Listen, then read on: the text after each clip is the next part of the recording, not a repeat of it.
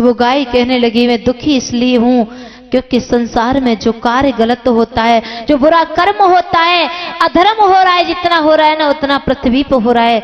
मेरे ऊपर बोझ इतना बढ़ गया कि किसी दिन मैं रसातल में डूब जाऊंगी इस बोझ से, मुझे बचा लो, मुझे कौन है डुबाने वाला।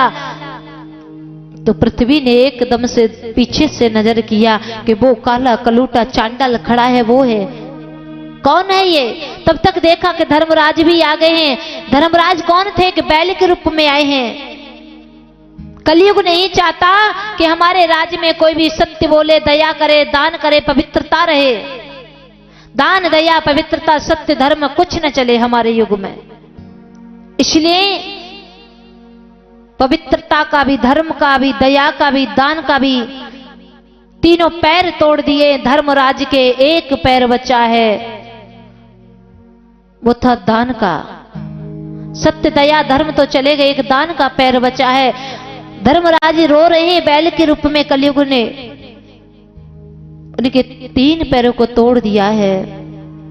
राजा पहुंचे, तुम क्यों रो रहे? बोले तुम्हारा क्या रोने का कारण है? तो धर्मराज कहने लगे, मैं भी कोई साधारण बैल नहीं, मैं स्वयं धर्मराज हूं।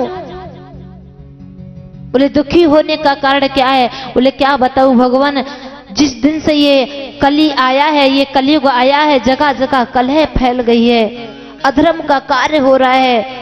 मैं धर्मराज, मैं भी अपने राज्य को छोड़ने वाला हूं। ये नहीं चाहता है कि धर्म का एक भी पैर हमारे युग में रहे।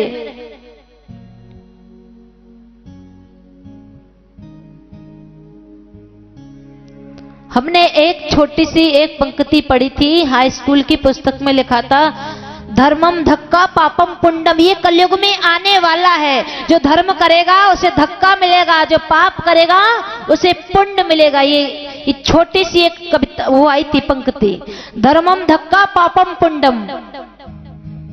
और धर्म, कलयुग कहता है मैं तो धर्म का बहुत बड़ा हूं, वो हूं। हम नहीं चाहते कि जो धर्म से जुड़ के चलेगा मैं उसके चारों टांगों को तोड़ दूंगा।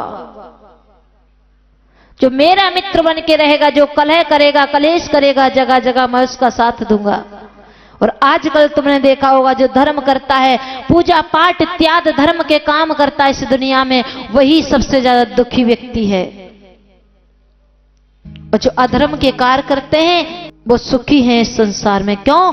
उस पर कलयुग का प्रभाव पड़ चुका है। पीछे देखा, काला कलूटा एकदम कलयुग खड़ा था। राजा परीक्षित तलवार को खींच के कलयुग को मारना चाह रहे थे।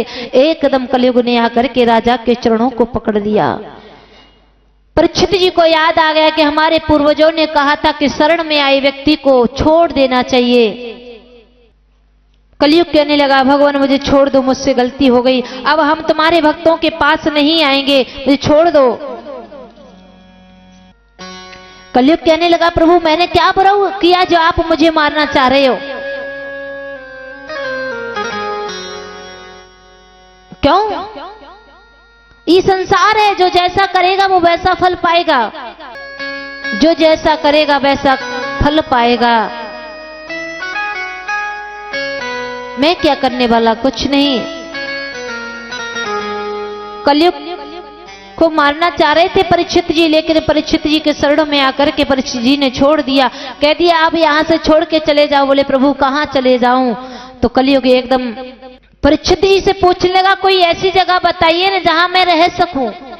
4 जगह दी है भगवान। परीक्षित महाराज ने जाकर के कलयुग को, जाओ जहां मदिरापान होता हो तुम्हारा वास हो, जहां वेश्यावृत्ति होती हो वहां तुम्हारा वास हो, जहां ताश पत्ते खिलते हो वहां तुम्हारा वास हो, जहां अधर्म होता हो वहां तुम्हारा वास हो। ये 4 जगह जब दी है तो कलयुग कहने लगा, ठीक है महाराज, आपने जो जगह दी है वो ठीक है, लेकिन कोई एक स्थान तो ऐसा दे दो जिससे मैं सांस ले सकूं, अच्छे से जी सकूं। तो धोखे से परीक्षित जी महाराज के मुख से निकल गया कि जाओ तुम्हारा स्वर्ण में वास हो।